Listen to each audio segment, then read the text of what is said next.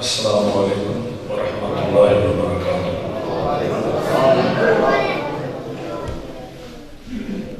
25 اکتوبر بروز منگل مسجد طیبہ شاہ فیض طارق مجاہد گروہ جماعت کا دفتر ہے، وہاں نصر جاوید صاحب اور استاد ابو ذر صاحب ظہر کی نماز پڑھیں گے اور انشاءاللہ اس کے بعد ساتھیوں سے خطاب فرمائیں گے۔ ان الحمد للہ الذی لم يتخذ ولدا ولم يكن له شريك في الملك ولم يكن له ولي من الذل وكبره تكبيرا، والصلاة والسلام على من لا نبي بعده الذي أرسله الله بالهدى ودين الحق ليظهره على الدين كله وكفى بالله شهيدا، من يطع الله ورسوله فقد رشد واهتدى ومن يعص الله ورسوله فقد ضل وغوى، أما بعد فقد قال الله تبارك وتعالى: أعوذ بالله السميع العليم من الشيطان الرجيم من حمزه ونفخه ونفثه، أفمن شرح الله صدره للإسلام فهو على نور من ربه فويل للقاسية قلوبهم من ذكر الله أولئك في ضلال مبين۔ اللهم صل وسلم على عبدك ونبيك محمد وبارك وسلم عليه۔ کم کر دو، یہ نون سی ہے، یہ ختم کر۔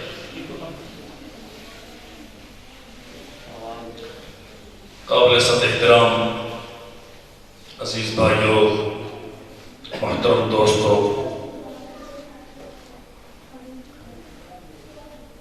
اللہ ذو الجلال والاکرام کا بے پایاں فضل و احسان ہے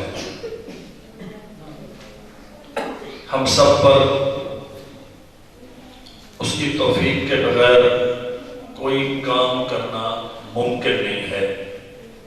اس نے احسان کیا، ہمیں توفیق دی، اور ہم خطہ زمین کی اس بہترین گوشے میں، مسجد میں اللہ ذو الجلال والاکرام کے ذکر کے لیے جمع ہے۔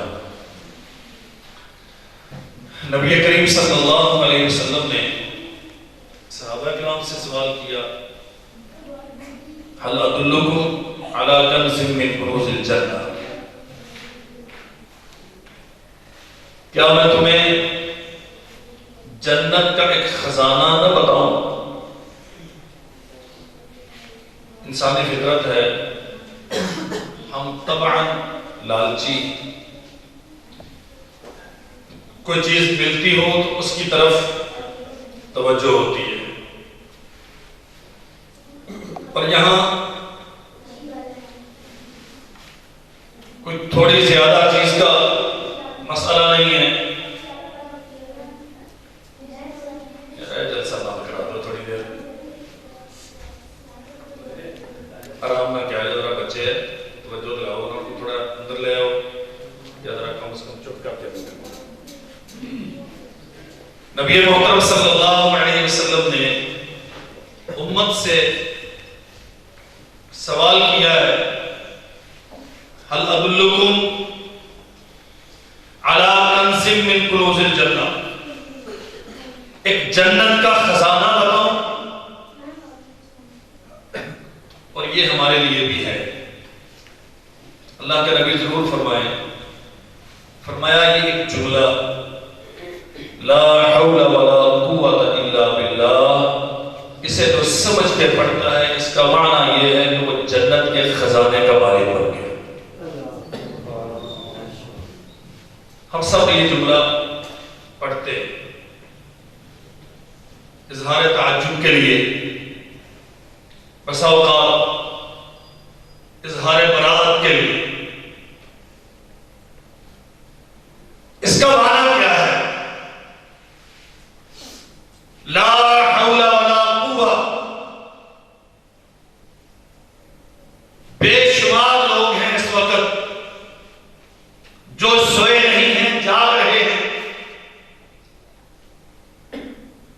پر نہیں ہے، گناہ پر ہے۔ آپ کے شہر میں، آپ کی اس آبادی میں اور کچھ نہ ہو تو کم از کم ہر گھر میں 2 3 4 افراد اگر ہر گھر میں موجود ہیں، ان میں سے آدھے سے زیادہ تو موبائل پہ گند سرچ کرنے پر لگے ہوئے ہوں۔ میں اور آپ مسجد میں بیٹھے ہیں، اس میں ہمارا کیا کمال ہے؟ لا حول عن المعصیہ، ہم اقرار کرتے ہیں اللہ اگر تو ہم پہ رحمت نہ کرتا، تو ہمیں توفیق نہ دیتا تو ہم گناہ سے بچنے کی طاقت نہیں رکھتے۔ ولا قوت الا الطاعہ، تیرے گھر میں تیرے ذکر کے لیے جمع ہے، یہ بھی فضل تیرا ہے۔ ہم سے زیادہ دانا اور عقل مند تو تیرے ذکر سے غافل ہیں، دنیا میں لگے ہوئے ہیں۔ تو نے ہم پہ احسان کیا ہے، نہ گناہ سے بچنے کی طاقت ہے، نہ نیکی کرنے کی قوت ہے، الا باللہ، جو کچھ کرتے ہیں اللہ کے احسان اور توفیق کے نتیجے میں۔ میں مبارکباد دیتا ہوں محترم بھائی قاری اعجاز صاحب کو، جنہوں نے اس گھر کی، اللہ کے اس گھر کی آباد کاری کا بیڑا اٹھایا۔ اللہ جلالہ والاکرام ان کا یہ عمل اپنی بارگاہ میں قبول فرمائے۔ ان کے جتنے معاملین ہیں سارے لائق سب مبارکباد ہیں۔ جو انسان دنیا میں اللہ کا گھر آباد کرتا ہے، اللہ جلالہ والاکرام نے اسے ایمان کی علامت قرار دیا ہے۔ انما یعمر مساجد اللہ من آمن باللہ والیوم الآخر، مسجدیں وہ بات کرتے ہیں جو اللہ پر اور آخرت کے دن پر ایمان رکھتے ہیں۔ نبی کریم صلی اللہ علیہ وسلم نے فرمایا جو بندہ مسجد میں جاتا ہے اس کے ایمان کی گواہی دو، جو بندہ مسجد میں جاتا ہے اس کے ایمان کی گواہی دو۔ ہم اللہ جلالہ والاکرام سے درخواست کرتے ہیں، نفس والے جیسے جیسے ٹوٹے پھوٹے کمزور سے بہت گرے ہوئے بیان کے عمل لے کے ہم تیری بارگاہ میں حاضر ہیں، تو ہم پہ احسان فرما، جو لے کے آگے ہیں انہیں قبول فرما لے اور اپنی رضا کے لیے کام کرنے کی توفیق عطا فرما۔ عظمت قرآن مجید کے عنوان پہ آپ کا جلسہ ہے، میں بہت اختصار کے ساتھ چند باتیں اس عنوان پہ آپ کی خدمت میں عرض کروں گا۔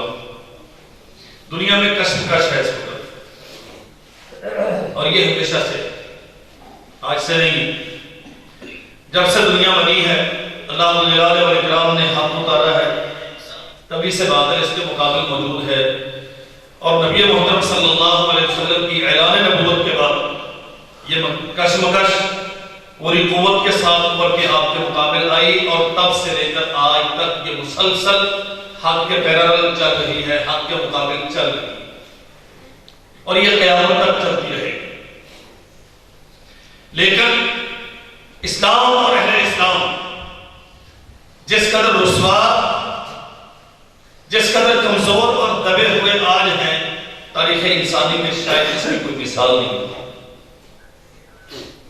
60 کے قریب ہماری ریاستیں ہیں، لمبی چوڑی ہمارے پاس فوجیں ہیں، بہت بڑے بڑے وسائل ہیں، اللہ جلالہ والاکرام نے دولتوں کے انبار ہمارے قدموں میں ڈھیر کیے ہیں، لیکن ہماری بدقسمتی یہ ہے کہ پوری قوم اور ساری دنیا کی مسلم سٹیٹس وہ کسی نہ کسی حالت میں کچھ گولے خدائی اٹھا کے دنیا کے سامنے مانگ رہے ہیں۔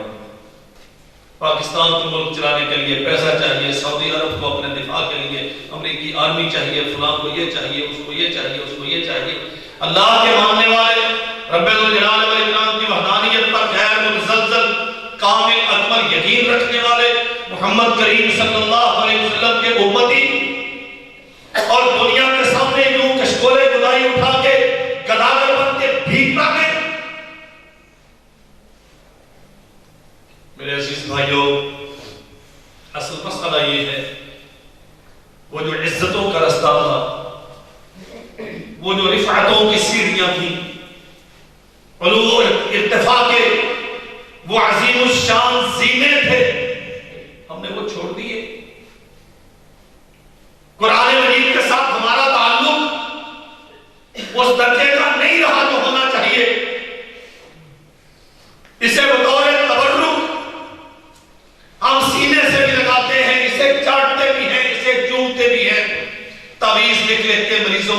لٹکاتے ہیں، بیماروں کے گلوں میں لٹکاتے ہیں، تاکہ رسیاں پہ سجا کے رکھتے ہیں، کبھی جمعرات کو اٹھا کے سینے سے آنکھوں سے بھی لگاتے ہیں، بہت مبارک کتاب سمجھتے ہیں، اس کی طرف کمر کر کے چلنا سوئے ادب سمجھتے ہیں، لیکن کتنی حرمہ نصیبی ہے، ہم اسے پڑھتے نہیں ہیں، ہم اسے سمجھتے نہیں ہیں، اپنے بچوں کو اس کی تعلیم کے حصول کے لیے وقف نہیں کرتے، اسے اپنے لیے معیار زندگی نہیں بناتے۔ ہماری پارلیمنٹوں پہ لا الہ الا اللہ محمد رسول اللہ لکھا ہوا ہے، لیکن سپیکر کی ٹیبل پہ یہ لا الہ الا اللہ محمد رسول اللہ کبھی نہیں آتا۔ وہ ٹرانسجینڈر یہ جو گندگی کا بل ہے وہ وہاں سے پاس ہوتا ہے۔ بدقسمتی کیا ہے، میں نہ اپنے گھر میں قرآن مجید کو اللہ کی طرف سے دستور قرار دے کے اس کے عمل پیرا ہونے کے لیے تیار ہوں، نہ ملک و ملت کی سطح پر قرآن مجید کو آئین بنا کے اس کی پیروی کے لیے تیار ہوں۔ نتیجہ صاف ظاہر ہے، آپ دنیا کی بہت بڑی اکائی رکھنے والے، 1.5 ارب سے زیادہ مسلم آبادی، 57 سے زیادہ مسلم سٹیٹس، لیکن 1 سے لے کر 57 تک سارے بتائے۔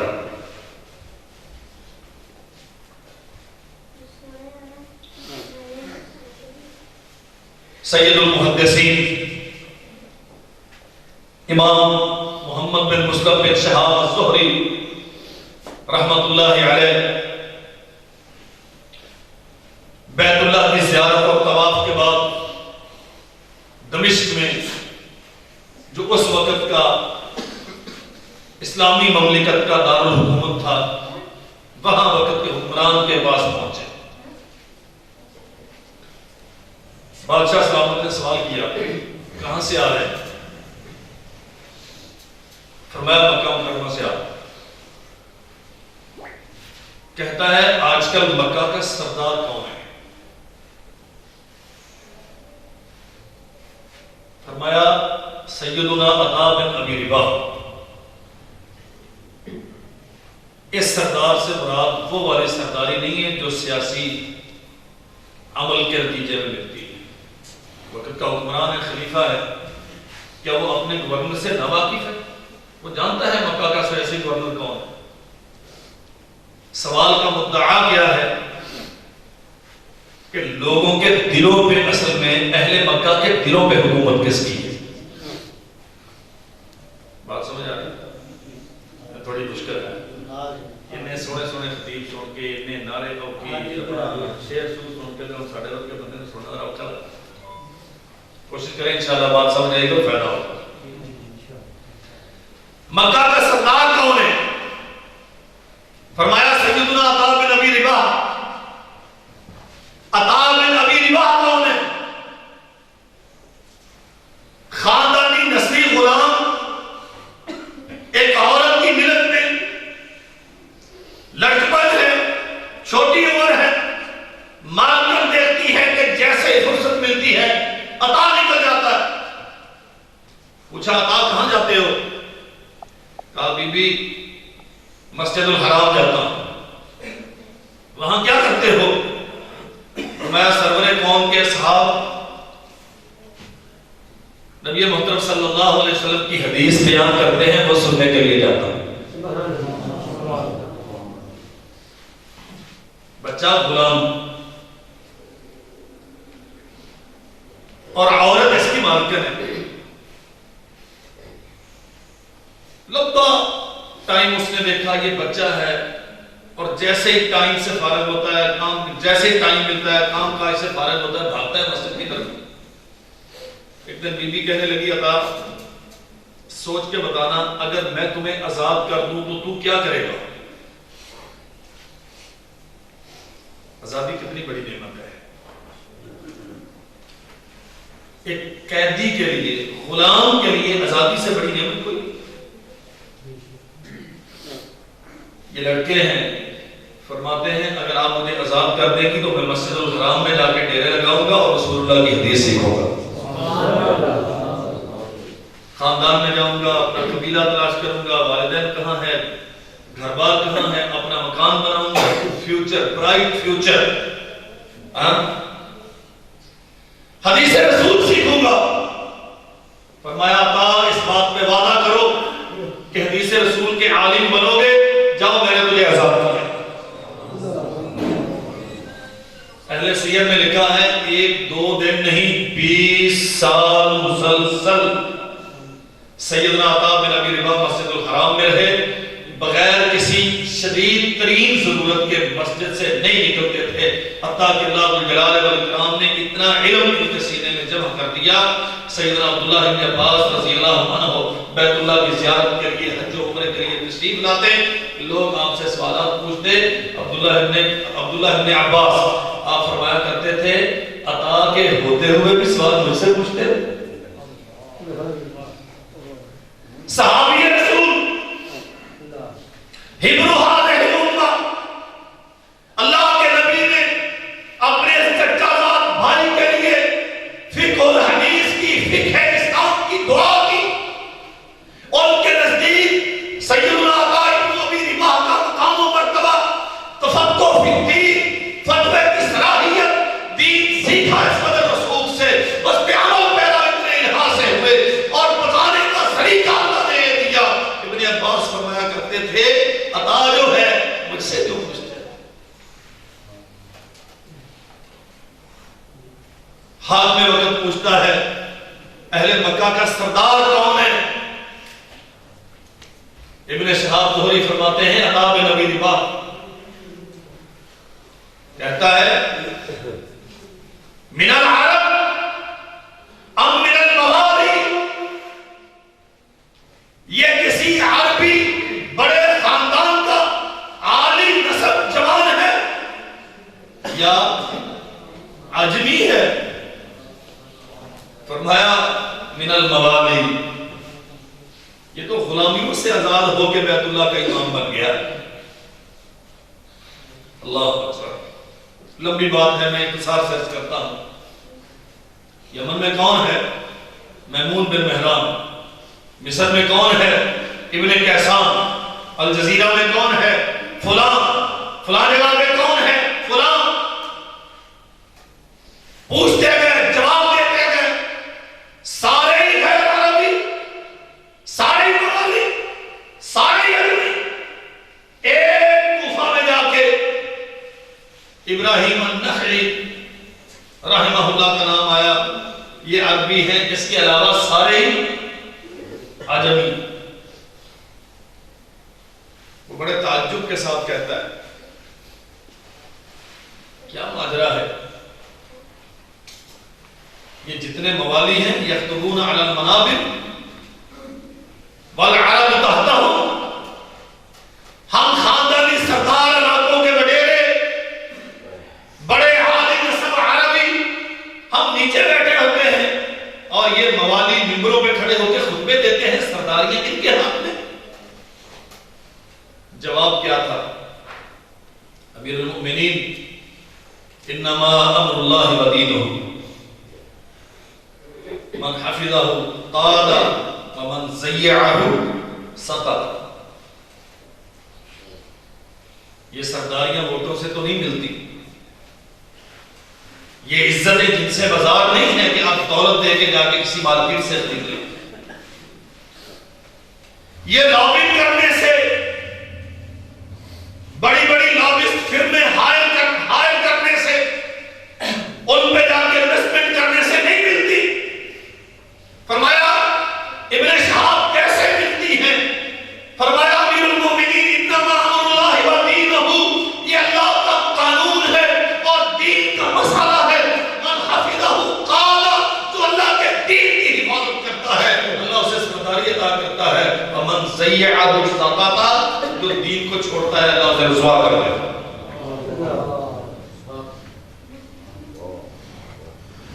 ہم نے جب تک دین تھامے رکھا اللہ جلال والاکرام نے ہمیں عزت دی، اور جب دین چھوڑا، ایٹم بم آپ کے پاس ہے،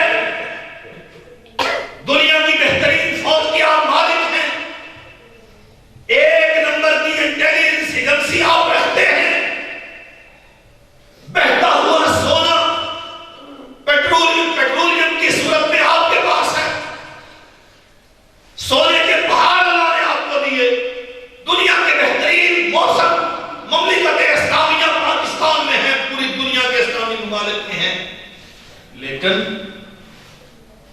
اسلام سے وہ وابستگی نہیں ہے جو اس کا حق ہے۔ سیدنا امیر المومنین عمر بن الخطاب رضی اللہ پنجابی خطیب ہوئے تو تسی وہ تو بہتا بولتے ہیں، ساڈا مسئلہ ہے مینوں پنجابی نہیں آتی، تسی میری گل نہیں سمجھنی، پھر بولیا بھی کرو تھوڑا تھوڑا، نعرے تو میں لوانا نہیں، اللہ کا شکر ہے مینوں یہ مسئلہ نہیں، لیکن کم از کم جتنے بولنے کی ضرورت ہے اتنے ضرور بولیا۔ امیر المومنین عمر بن الخطاب رضی اللہ عنہ حکمران ہیں، لشکر فتوحات کرتے کرتے کرتے کرتے بیت المقدس پہنچ گئے۔ 5 بڑے اساطیر اسلام کے جرنیل ابو عبیدہ بن الجراح،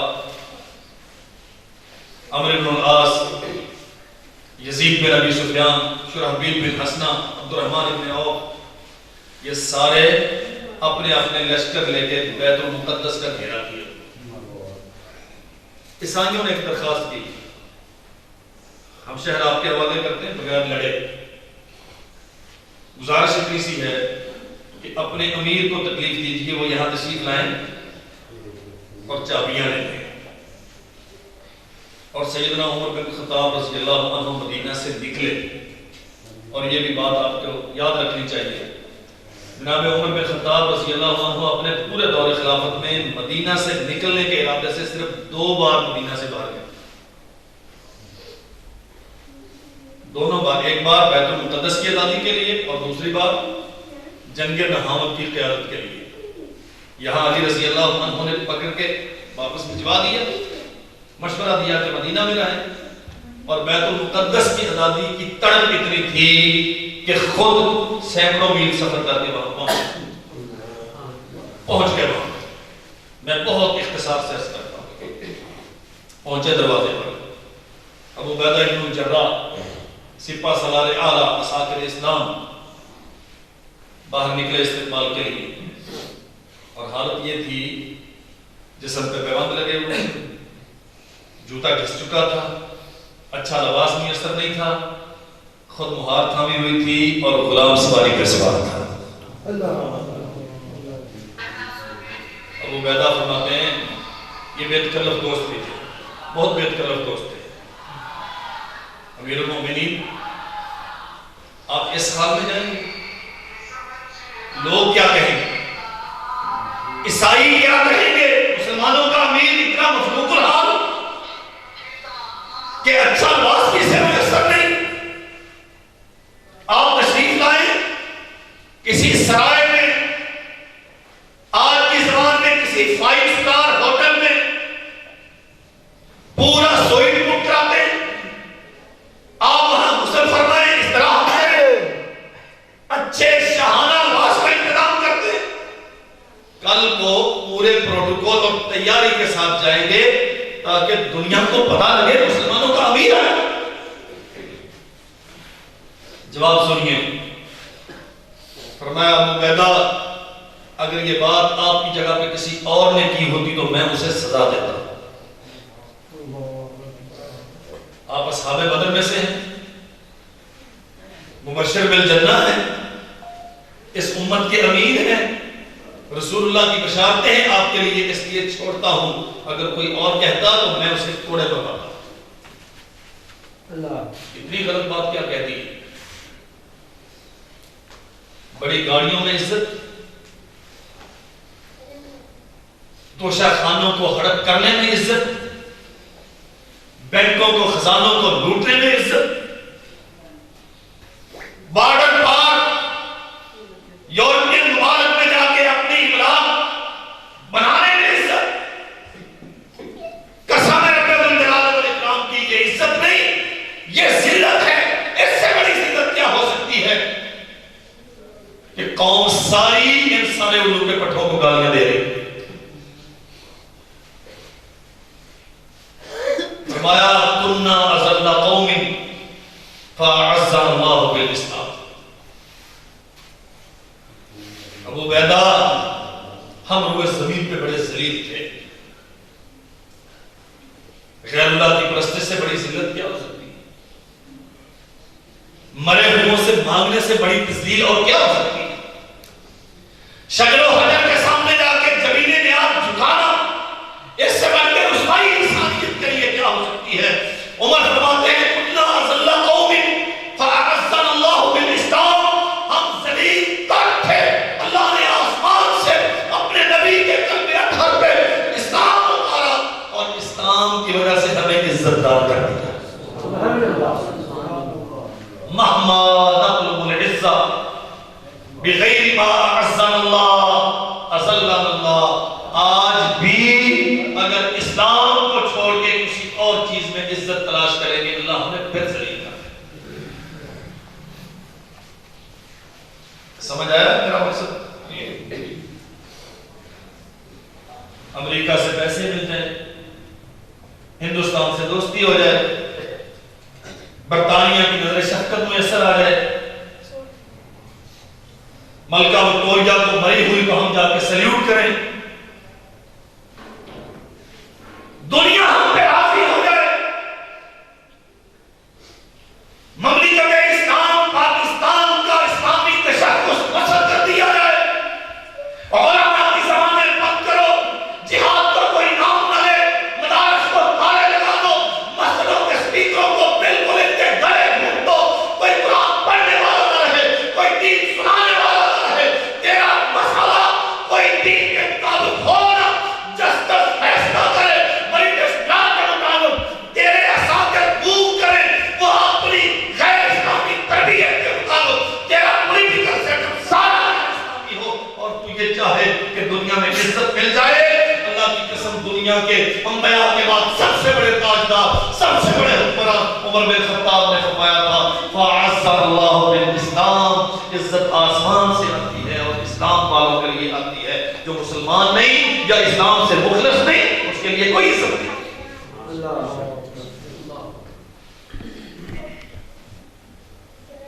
یہی عطا بن ابی رباح رحمت اللہ علیہ، حشام بن عبد الملک کا خلیفہ ہے، حکمران ہے، اور تب حکمران بھی بڑے اچھے ہوتے تھے، وہ آج کے حکمرانوں کی طرح نہیں تھے۔ ایک وزیر داخلہ ہوتا تھا، وہ قل ہو اللہ پڑھنے لگا، وہ نہیں پڑھ سکا۔ اب ماشاءاللہ وزیر اعظم قل یا عبادی الذین اسرفوا علی انفسہم لا تقنطوا من رحمۃ، سنا؟ اللہ، یہ عزت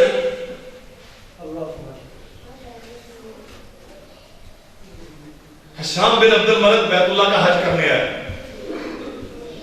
جلیل القدر عالم، حدیث رسول کا جاننے والا، دو بیٹے شہزادے ساتھ ہیں۔ اعلان ہوا بھئی کوئی یہاں امام وقت عطا بن ابی رباح کے علاوہ فتویٰ نہیں دے گا۔ اب تو خیر سے سارے مفتی ہیں نا، جس کے ہاتھ میں موبائل ہے اور جسے گوگل پہ حدیث سرچ کرنا آتی ہے وہ مفتی ہے، مولویوں کو پڑھنے پائی جاتی ہے، اور گوگل پہ دیکھے ہے۔ میں ملتان میں گیا، شہر میں، دوست ہیں ہمارے بڑے اچھے ڈاکٹر صاحب، ظہر کا ٹائم ہو گیا، نماز پڑھانی ہے، مصلی پہ ہوا، میں نے کہا جی میں دو پڑھوں گا، ڈاکٹر صاحب کہتے میں بھی دو ہی پڑھوں گا۔ میں نے کہا آپ کیوں دو پڑھیں گے، آپ کی تو رہائش یہاں شہر میں؟ کہتے نہیں میں نے گوگل سے دیکھا ہے۔ میں کسی عام آدمی کی بات نہیں، ڈاکٹر اور بڑا دیندار ڈاکٹر، برجستہ میری زبان سے نکلا، میں نے کہا گوگل پہ کب سے وحی آنا شروع ہوئی ہے؟ دین وحی الہی کا نام، ہم اماموں کی بات کیوں نہیں مانتے؟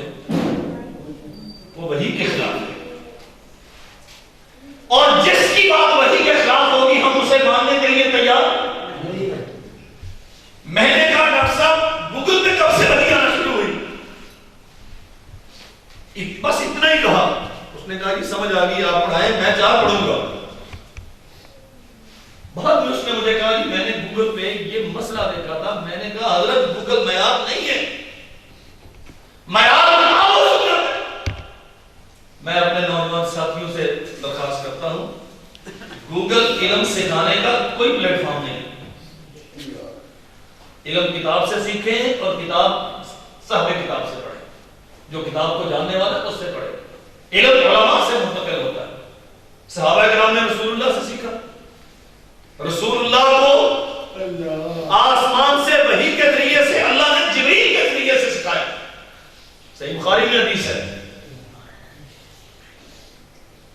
ایک بندہ نے آگے سوال کیا, میں صرف اپنی بات کی تائید میں ایک مثال عرض کرتا ہوں. حضرت نمازوں کے اوقات کیا ہیں؟ اللہ کے نبی نے فرمایا یہاں رکو, آج بھی رکو, کل بھی رکنا. پہلے دن ہر نماز اول وقت میں پڑھی, آخری دن ہر نماز, دوسرے دن ہر نماز آخری وقت میں پڑھی. پھر اسے فرمایا جو کل اوقات جن میں نمازیں پڑھی ہیں اور آج جن میں پڑھی ہیں, یہاں سے لے کر یہاں تک سارا نماز کا وقت ہے, جہاں مناسب ہو وہاں پڑھ لیا. عمل کر کے دکھایا, سکھایا اسے, پریکٹیکل کر کے دکھایا. گوگل معلم نہیں ہے, اس پہ وحی نہیں آتی. اسے تو جو آپ چڑھا دیتے ہیں وہ آگے بیان کرتا ہے. میں عرض کر رہا تھا, ہشام بن عبد الملک آیا, اعلان سنا, عطا بن ابی رباح کے علاوہ کوئی فتویٰ نہیں دے گا. ہاتھ میں وقت کوئی مسئلہ درپیش ہے, بات سمجھے نہیں, بیٹے ساتھ ہیں. کسی سے پوچھا امام صاحب مفتی صاحب کہاں ہیں؟ انہوں نے کہا وہ رکن یمانی کے پاس نفل پڑھ رہے ہیں. سبحان اللہ, اللہ ہمارے بھی نصیب میں کرے. خلیفہ صاحب وہاں گئے, حضرت صاحب نماز میں ہیں اور سائلین کی ایک لمبی لائن لگی ہوئی ہے. یہ بھی وہاں لائن میں اپنے نمبر پہ جا کے دوسانوں ہو کے بیٹھ گیا.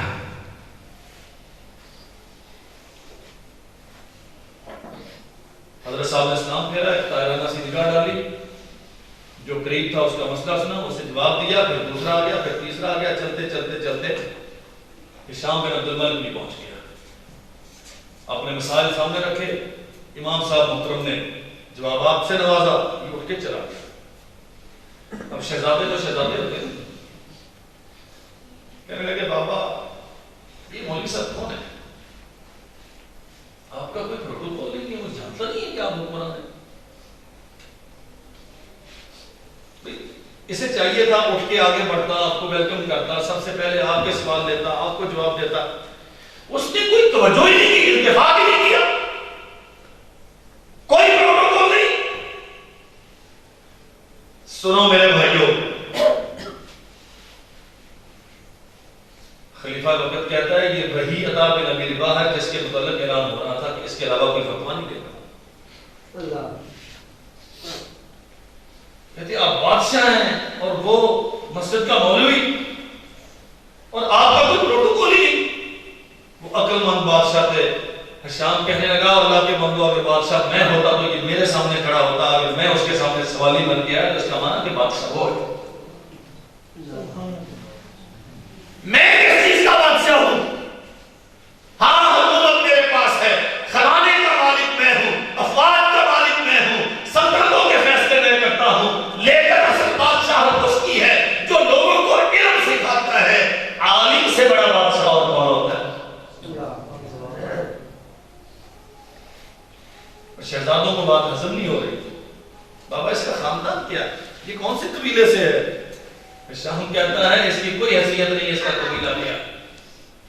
حیثیت اس کی ہے کہ اس کے پاس وہ علم ہے جو اللہ نے آسمان سے اپنے نبی کے دل پہ اتارا اور محمد رسول اللہ نے اپنے اصحاب کو سکھایا. صحابہ کرام کا ڈائریکٹلی شاگرد ہے, عبداللہ ابن عباس کا شاگرد ہے, ابن مسعود کا شاگرد ہے. کتنے صحابہ کرام سے حدیث رسول جاننے والا, سمجھنے والا. اس کے پاس وہ نسب ہے جو کسی کے پاس نہیں ہے. اس کا تعلق تو دو واسطوں کے ساتھ رسول اللہ سے ہے. اتنی عزت, علم والے کی اتنی عزت. ہشام کہتا ہاں, بڑا سنہری جملہ کہا. اس نے کہا بیٹا یاد رکھو یہ بات, علم گمناموں کو شہرت کی بلندیوں پہ پہنچا دیتا ہے. علم گداگروں کو بادشاہ بنا دیتا ہے. علم بے عزت لوگوں کو عزت دار بنا دیتا ہے. قسم ہے جلال والاکرام کی، ہمارے پاس کسی چیز کی کمی نہیں ہے. ہمارے پاس علم سے مخلصانہ وابستگی کی کمی ہے. قرآن پڑھتے نہیں ہیں، اسے سمجھتے نہیں ہیں. عمل پیدا ہونا تو بہت دور کی بات. کتنی بڑی بڑی آبادیاں، عالم کتنے ہیں؟ ایک مسجد میں ایک ہے، اور سچی بات ہے وہ بھی بیچارہ کیا عالم ہوتا ہے. اس روئے زمین پہ جتنا مجبور مسجد کا مولوی اتنا اور کوئی مخلوق نہیں. صحیح مسئلہ معلوم ہونے کے باوجود نہیں بتاتا، بتا نہیں سکتا. میں خود مولوی ہوں، مجھے معلوم ہے مجبوری، میں نہیں بتاؤں گا مسئلہ. چودھری صاحب بگڑ گیا تو میری تنخواہ کٹ جائے. لوگ ہم سے سوال کرتے ہیں حضرت مولوی صحیح بات نہیں بتاتے، اور اللہ کی قسم یہ بات نہیں ہے. بہت سارے مولوی صحیح بات بیچارے نہیں بتا پاتے. مولوی صحیح بات تب بتائے گا جب آپ کا اپنا بیٹا مولوی بنے گا. اس میں کیا فرق ہے؟ اگر بھاولپوری صحیح بات نہیں بتاتا تو برے والے کا مولوی صحیح بات کیوں بتائے گا؟ وہ اس لیے بتائے گا کہ وہ مسجد کے فنڈ کا، لوگوں کی کلیکشن کا اور خیرات و صدقات کا محتاج نہیں ہوگا. ایک بڑے وڈیرے کا بیٹا ہے جس کا 2-3 مربع زمین ہے اور جبلیرا اڈا جس کی ساری ملکیت میں ہے، اس کی فیکٹریاں لگی ہوئی ہیں. وہ آتا ہے جمعہ پڑھانے کے لیے، اپنی ذاتی V8 سے اترتا ہے. اسے پتا ہے مسئلہ ٹھوک بجا کے کروں گا، جیسے رسول اللہ ہاتھ میں نیزہ لے کے درہ لے کے صف بندی کرواتے تھے. جس کا پاؤں بڑا ہوا ہے اس کے پاؤں پہ مارتے، جس کا سینہ نکلا ہو اس کے ٹھیک سینے کو بجاتے، اور تب تک جماعت بھی کرواتے تھے جب تک سب درست نہیں ہوتی تھی. جب اسے پتا ہے نا میں نے مسجد کی کمیٹی سے تنخواہ نہیں لینی، میں اپنی گاڑی پہ آیا ہوں، اپنا پیٹرول ہے، اپنی میری فیکٹری ہے، پورے شان و شوکت کے ساتھ جب وہ منبر پہ کھڑا ہوگا پھر اور بھی مسئلہ صحیح ہوتا ہے. ہم نے دین کے لیے کیوں رکھا ہے؟ میں پوری ذمہ داری کے ساتھ کہتا ہوں، چیلنج کے ساتھ کہتا ہوں، جاؤ جا کے اپنے برے والے کو دیکھ لو، پورے پاکستان کو دیکھ لو. جتنے طبقات معاشی طور پہ پسے ہوئے ہیں جنہیں ہم کمی سمجھتے ہیں، مولوی ان کے بچے ہوتے ہیں. جو خاندانی لوگ ہیں، پیسے والے، الائٹ میں جائیں گے، پیسہ تھوڑا سا اور ہو گیا بیکن ہاؤس میں جائیں گے، امریکن سسٹم آف اسکول میں جائیں گے، سٹی میں جائیں گے. یہ تو مسجد میں نماز پڑھنا پسند نہیں کرتے. یہ غریبوں کے محلے کی مسجد ہے، یہاں نہیں جاتا. اللہ اکبر. یہ طبقہ جب مولوی بنے گا واللہ حیرانی ہوتی ہے. سیدنا ابو بکر الصدیق نجیب اتنے تھے، اللہ جلال والاکرام نے خاندانی شرف اتنا عطا فرمایا تھا کہ کافر کہتا ہے، ابن داغینہ جب جا رہے تھے مکہ چھوڑ کے، اس نے پکڑ لیا کہاں جا رہے ہیں؟ فرمایا اہل مکہ تنگ کریں، جا رہا ہوں چھوڑ. کہاں جاؤ گے؟ جہاں اللہ لے جائے گا. کافر ہے، کہتا ہے ابو بکر آپ جیسے شریف لوگوں کو شہروں سے نکالا نہیں جاتا. عالی نسب ہونے کا، شریف ہونے کا، باوقار ہونے کا اعتراف کافر اور دشمن کرتا ہے. اور مجھے بتاؤ میرے بھائیوں، اس امت میں ابو بکر صدیق سے بڑا کوئی مولوی ہے؟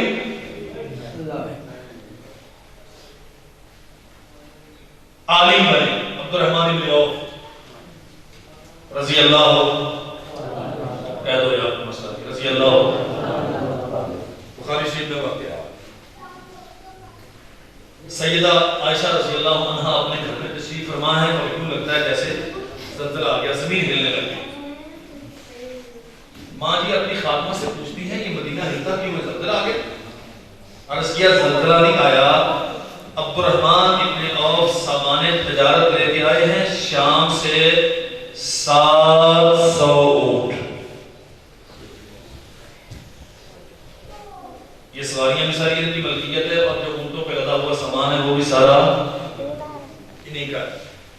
کتنے دے ہونا ساتھ ہو؟ ہاں جی،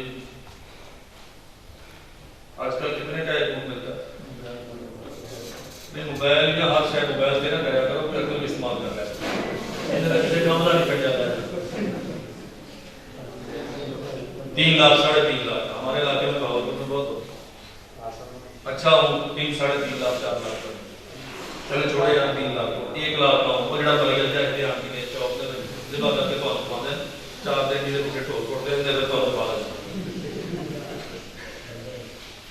1 لاکھ کا ہوں 700 کتنے کے بنتے کرے کیلکولیٹ 7 کروڑ اتنا بڑا چودھری ہے 7 کروڑ صرف سواریوں کا جو اس کے اوپر سامان لدا ہوا ہے وہ اس کے سوا 700 مدینہ میں داخل ہو رہا، پاؤں کی دھمک پڑتی ہے، زمین ہلتی ہے، ایک جگہ پہ لا کے اتار لیا، منڈی سک گئی، علاقے بھر کے تاجر آئیں، یہ کپڑا مجھے دیجئے، مانگیے کیا مانگتے ہیں، یہ زیور میں لوں گا، یہ چاول میں لوں گا، یہ مجھے چاہیے، یہ مجھے چاہیے، شام سے سامان تجارت لے کے آئے ہیں۔ ادھر سے ایک بندہ گیا، اس نے جا کے کہا عبد الرحمن تجھے مبارک ہو، کہا کیا ہوا؟ کہا میں نے سیدہ کے توسط سے یہ بات سنی ہے، اللہ قیامت کے دن تمہیں جنت میں داخل کرے گا اور تم چھلانگے لگاتا ہوا جنت میں۔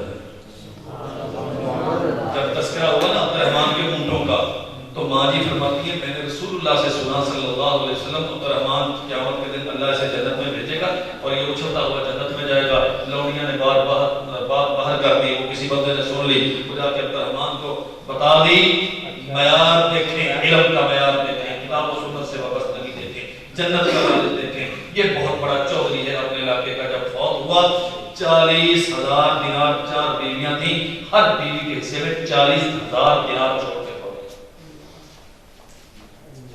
جب مکہ سے ہجرت کر کے مدینہ میں گیا، سعد بن معاذ رضی اللہ عنہ غالباً یا سعد بن عبادہ کے ساتھ اللہ نے ان پر بھائی بندی کا اخوت کا رشتہ قائم کیا، تو فرماتے ہیں عبد الرحمن یہ ساری زمینیں میری ہیں، یہ باغات، یہ کھیت و کھلیان میرے ہیں، مانگو کس میں انگلی رکھتے ہو تجھے دے دیتا ہوں۔ فرمایا کچھ نہیں چاہیے، رہنے کے لیے چھت، فرمایا وہ بھی نہیں چاہیے۔ وہ کہتا ہے 2 بیویاں ہیں، ایک کو طلاق دیتا ہوں، اس کے ساتھ کوئی عدت کے بعد نکاح کر لینا، فرمایا وہ بھی نہیں چاہیے، صرف منڈی کا رستہ دکھا دو جو مقدر میں لکھا ہوا اللہ دے دے گا۔ آج حالت یہ ہے کہ سچ پانے کے لیے جگہ نہیں ہے، ہجرت کر کے مکہ سے مدینہ پہنچے اور چند سال گزرے ہیں کہ کیفیت یہ ہے، سیدہ عائشہ ام المؤمنین کی زندگی میں کیفیت یہ ہے 700 اونٹوں پہ سامان تجارت لے کے عبد الرحمن آ رہا ہے۔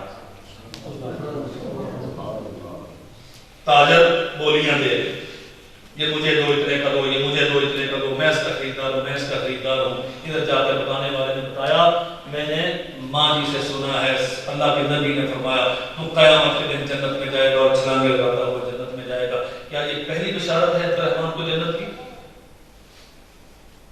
رسول اللہ نے اپنی زبان سے فرمایا عبد الرحمن فی الجنہ، سن چکے۔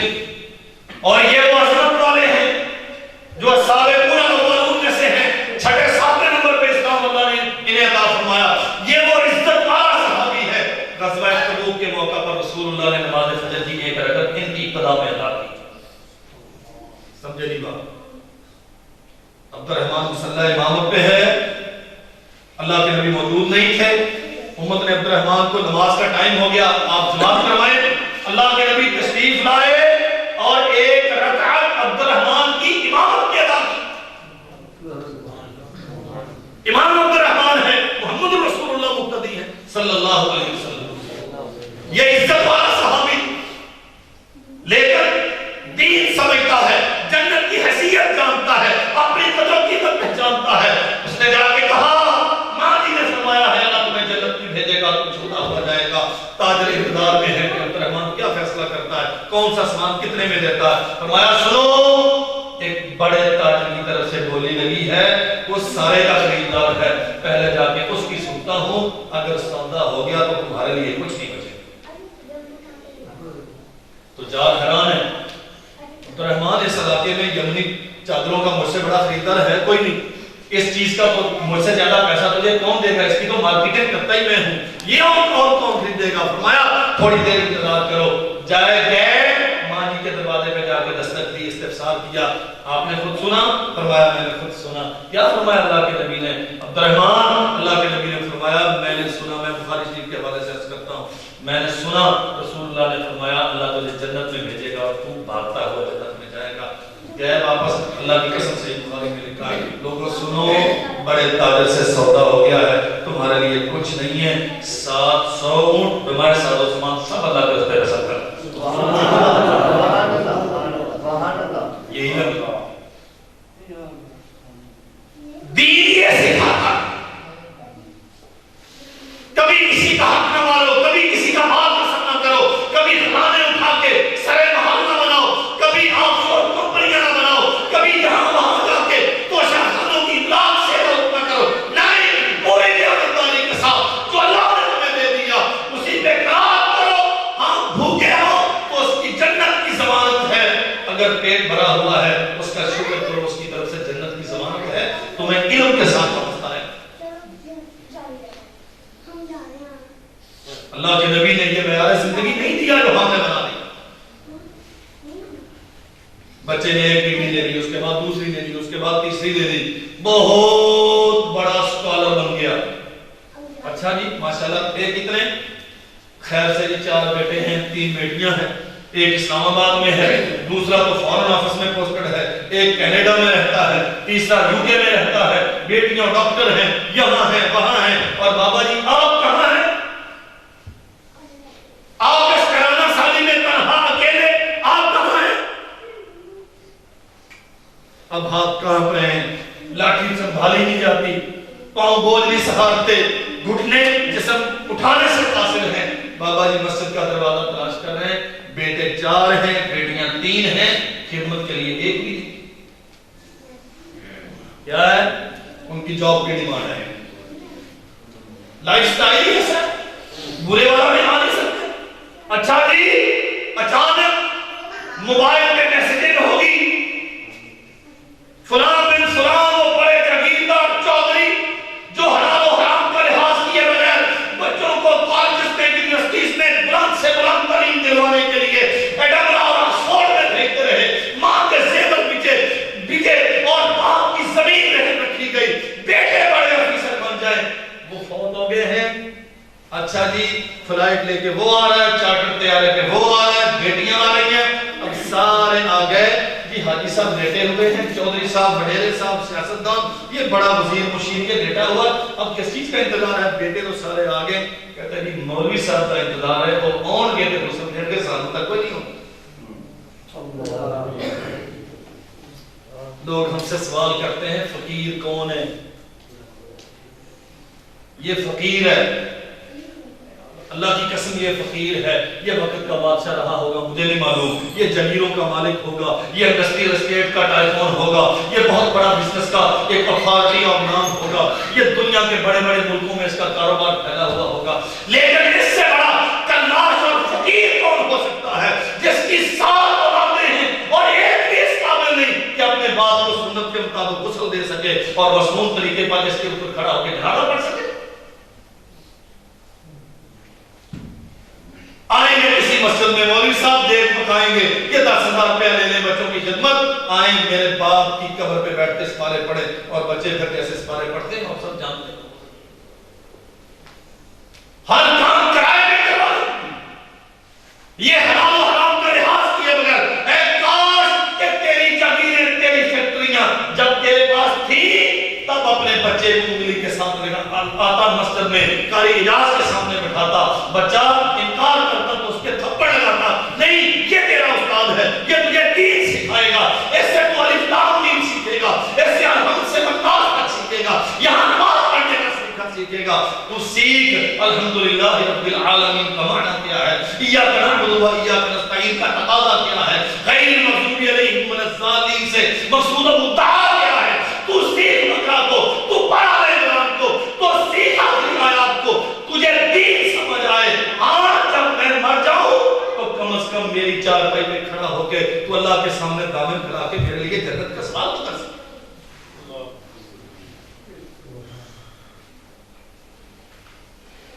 جناب محمد رسول اللہ صلی اللہ علیہ وسلم نے فرمایا بندہ فوت ہو گیا، اللہ جلال والاکرام نے جنت میں بھیج دیا. جس دن پہلے دن جنت میں گیا تھا، ایک کوٹھی تھی، تھوڑے سے پلاٹ تھے، رقبہ تھوڑا تھا، الاٹمنٹ کم تھی، لیکن ہر دن جگیریں پھیل رہی ہیں. آنے والے آتے ہیں، بھئی یہ کوٹھی بھی تیرے نام ہوگی. اگلے دن آ گیا، یہ باغ بھی تجھے دے دیا. پھر کوئی آ گیا، یہ درخت بھی سارے تیرے. وہ بالآخر حیران ہو کے پوچھتا ہے، اللہ زندگی کا سلسلہ منقطع ہو گیا، سانس میری ختم ہو گئی، میں آ گیا ہوں، عمل موقوف ہو گیا ہے. اب یہ جگیریں جو روزانہ ملتی ہیں، محلات بلند و باند جو مجھے روزانہ ملتے ہیں، یہ کیسے مل رہے ہیں؟ میں تو اب کوئی کام کرتا نہیں. فرمایا بیٹا تھا. اللہ وہ تو تھا. اسے کیا سکھایا؟ اللہ میں غریب آدمی، میں نے کیا سکھانا تھا؟ محلے کی مسجد میں چھوڑ دیتا تھا. اچھا یہ حدیث کا مفہوم عرض کر رہا ہوں، حدیث پوری ذمہ داری کے ساتھ عرض کرتا ہوں، صحیح سند کے ساتھ. محلے کے مولوی نے تیرے بیٹے کو دین سکھایا، تو نے یہ کیا کہ اسے پکڑ کے مسجد میں چھوڑا. اس نے اسے قرآن سکھایا، اس نے اسے سکھایا تیرے باپ کا تجھ پہ حق کیا ہے، تو مر گیا ہے، تیرے عمل کا سلسلہ موقوف ہو گیا ہے، لیکن تیرا بیٹا کہیں کونے خدرے میں لگ کے تجھے یاد کر کے آنسو بہاتا ہے، دامن پھیلا کے ہم سے تیرے لیے استغفار کرتا ہے، جنت کا سوال کرتا ہے. جنت تو ہم نے تجھے دے دی، اس کی دعاؤں کے نتیجے میں جگیریں روزانہ بڑھا ہے. ہمارے پاس موقع ہے اور یہ مہلتیں چھنتی ہیں تو دیر نہیں لگتی. اللہ توفیق سلب کرتا ہے تو پھر پلٹتی نہیں. آج موقع ہے ہم اپنی توجہ غور سے اپنے معاملات پہ توجہ کریں. ہماری ڈائریکشن کیا ہے، ہماری ترجیحات کیا ہیں، کیا ہم اسلام کے ساتھ مخلص ہیں، کیا ہم علم کے ساتھ مخلص ہیں، کیا مسجد و مدرسے کے ساتھ ہمارا تعلق محض رسم نبھانے کا یا واقعہ پر اخلاص پر مبنی ہے. اگر اخلاص پر مبنی ہے تو اولین تقاضا اس کا یہ ہے، آپ مسجد کو اپنا گھر سمجھیں. یہ بھی ایک بڑا مسئلہ ہے. مسجد اللہ کا گھر ہے، مسجد اللہ کا گھر ٹھیک ہے، اللہ کا گھر تو ہے، لیکن ہمارا کچھ نہیں سمجھے گا. نبی علیہ السلام وہ پہلے آپ نے قصہ سن لیا، قیدی مسجد میں باندھا، بدر کے سارے قیدی مسجد میں باندھے، باہر سے سفیر آتے ہیں مسجد میں ٹھہرا کے، عدالت مسجد میں رکھتی. حد قائم مسجد میں اللہ کے نبی نے نہیں کی، باقی سارے کام مسجد میں کرتے. اللہ اکبر. ایک بی بی تھی سیدہ عائشہ رضی اللہ عنہا بیان کرتی، لاوارث تھی، رسول اللہ نے اس کے لیے رہائش کا انتظام خیمہ لگا کے مسجد میں کیا. مسجد صرف اللہ کا گھر ہی نہیں ہے. اللہ کا گھر اس معنی میں ہے کہ اس کی عظمت بہت ہے، اللہ کی طرف نسبت ہے، لیکن یہ اللہ کے گھر ہونے کا یہ معنی ہرگز نہیں ہے کہ خسمانہ سے رکھا ہو اللہ کا مانوں گی. یہ ہماری ذمہ داری. اسے اپنے گھر سمجھیں، اسے اپنی ذمہ داری سمجھیں، اس کے لیے وقت نکالیں، آئیں یہاں بیٹھیں، ٹائم دیں. محمد رسول اللہ صلی اللہ علیہ وسلم نے فرمایا، اللہ نے مجھ سے پوچھا ہے، یا محمد اتدری فیما یختصم الملأ الاعلی، آپ جانتے ہیں فرشتے کس چیز کا ثواب لکھنے میں جھگڑا کرتے ہیں؟ نہیں سمجھے گا.